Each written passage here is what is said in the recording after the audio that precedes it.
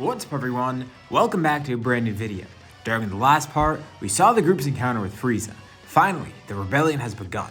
However, the circumstances it started under aren't ideal. It started earlier than they planned, and they're still not sure how it's gonna go. Frieza might be a bit too strong for them, and at this point, he's actually getting ahead. They were able to get an advantage at first, but now, Frieza's getting the upper hand and showing off more of his power. We'll be seeing more of that in this part and concluding this fight. For this video, let's set a like goal of 3,000 likes. If we hit that, I'll continue with another part to the series. Anyways, let's pick up from here. Frieza chuckles seeing Bardock transform. He's gonna do this to the rest of the Saiyans too, just to make sure he doesn't have to deal with those great apes anymore. But looking at Bardock, he might have to save that for later. This Saiyan, he's the ringleader. He's the pest behind all of this. Maybe he should set an example of him. Before he goes after the other Saiyans, he focuses on Bardock. Not trying to kill him, of course, killing him would be very easy right now. He's gonna make him suffer. He wants the other Saiyans to see. This is the result of his rebellion. His stupid little foolish rebellion. There was no way this was gonna work. Bardock is attacked head-on by Frieza. Of course, the others try and help, but Bardock has nothing he can do against this. In his current state, without the power of a great ape either, anything he does against Frieza does absolutely nothing. He's continuously beat up, with Frieza prolonging it as long as he can. This will be fun, a nice way to vent his frustrations before he kills the others. He does commend Bardock though. He's surprised that he remained under the radar this long, and survived it all. He was smart enough, unlike those other stupid Saiyans, to see through his little plan. He knew that it was a trap getting all the Saiyans back on planet Vegeta. But either way, Frieza's happy. It worked out for the best in the end, because even though these Saiyans did escape, now they're all together, and he has a valid excuse to kill Vegeta, Nappa, and Raditz. Not that he didn't have one before, but this just gives them the push they needed to actually kill them, dispose of those Saiyans once and for all, make them extinct. As all this is going on, a ship arrives back unnoticed on the planet. Muesli looks on confused, not even realizing. One of the ships departed, and now it's back and it's Manito on it. He was able to escape undercover, and by the time he came back, he realized now that everything's much worse. Damn it, he should have just stayed there and did this. But whatever, now he has the Dragon Balls with him. It's kind of dangerous to have them here next to Frieza, but he's gonna make the wish, and he's gonna make it quick. Even though Bardock didn't necessarily want it, it might be best to wish for Bardock to be immortal. He wanted the Dragon Balls here in case they needed to revive someone, but now he's gonna use it for this. He might not be strong enough to defeat Frieza, but with his Saiyan power getting Zenkai boost and all, becoming immortal would heal him, and eventually he would grow stronger the longer he fights Frieza. Manito's not too sure though, but he has to decide. If he tries to escape by ship now, well, he'd be noticed. If he stayed on planet Cereal, he could have done this without interference. But he didn't realize things got this bad. He gets the two Dragon Balls together, summoning the dragon. Taranbo appears, and Manito makes the wish. Of course, this doesn't go completely unnoticed. With the dragon appearing in the sky, everyone knows what's going on, and Manito's location is exposed. Just as Taranbo grants the wish, a massive beam of energy is sent right through him, destroying the dragon. Manito turns around. There's a look of fear in his face as he sees Frieza there. Frieza watches as the two Dragon Balls come back down to the ground, turning into stone. Damn it, the wish orbs exist and they're here too? He could have used them for himself. He grabs Manito, asking him what he wished for. Manito's helpless to do anything against him, but he tells Frieza. He won't be able to defeat Bardock now. Bardock then appears behind Frieza, with his wounds fully healed. What is this? Manito apologized to Bardock, saying that he went against his request. He knows that Bardock didn't want anyone to become immortal, but it was the only way. Immortality? Frieza can't even process this. Immediately, he kills Manito, right in front of Bardock. He then turns to Bardock, launching a barrage of death beams. These beams pierce through Bardock, his chest, his head, everywhere in his body. He's completely skewered, and he screams out. But then his wounds, they heal immediately. It worked, and Frieza's shocked too. And he also just inadvertently made Bardock a bit stronger. Not just by hurting him, but also by showing him Manito's death. Bardock is enraged. He's already been infuriated, but now it's gone to a new level. The other great apes come over to the area, seeing what's happened, and they attack. Bardock's now stronger than before, having been healed twice by now. Frieza continuously tries to kill him, focusing on Bardock and not the other Saiyans. He even goes into his full power, trying to use all the abilities he can to actually kill Bardock.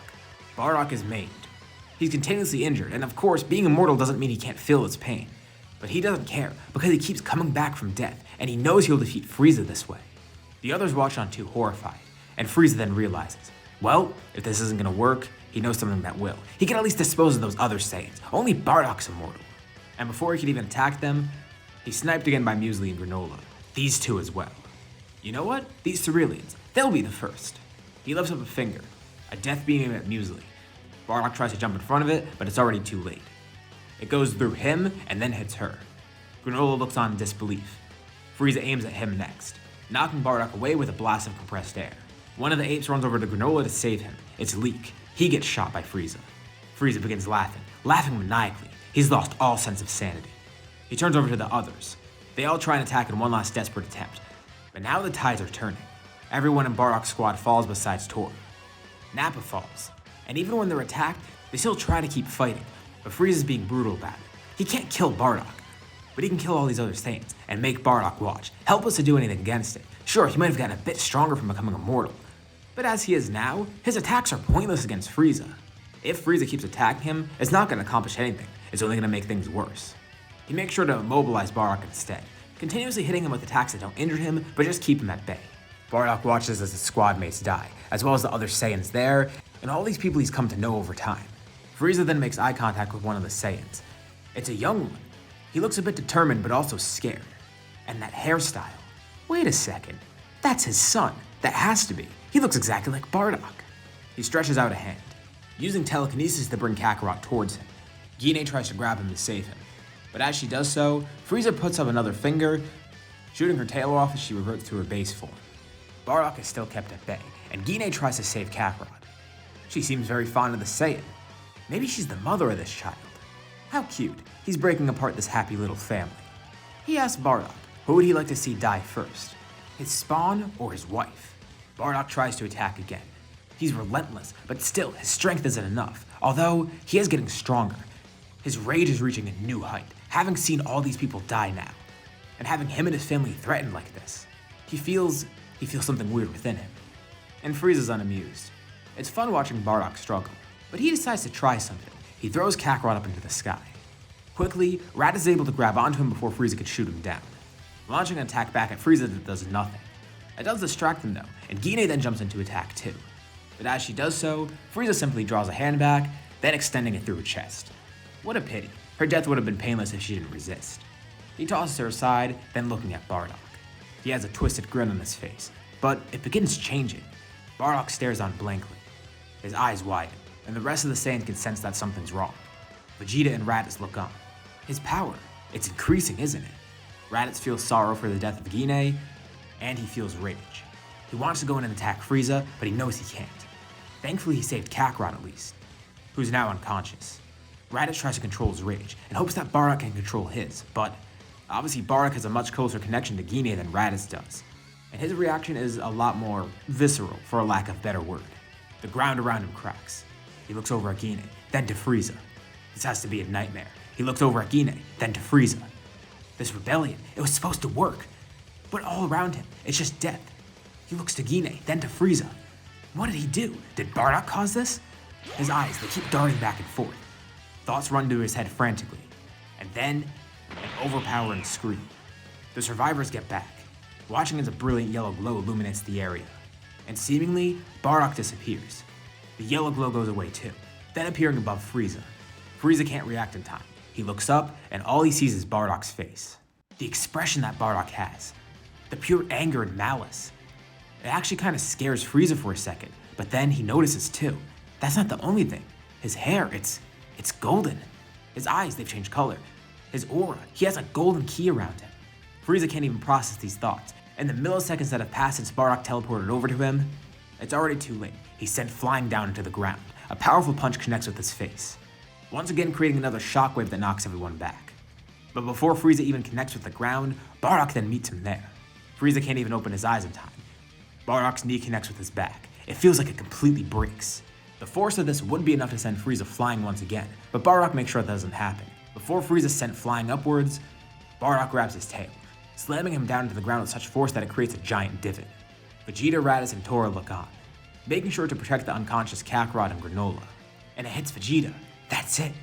He turns over to Raditz. This has to be a Super Saiyan, right? Well, yeah, but Raditz can't believe it.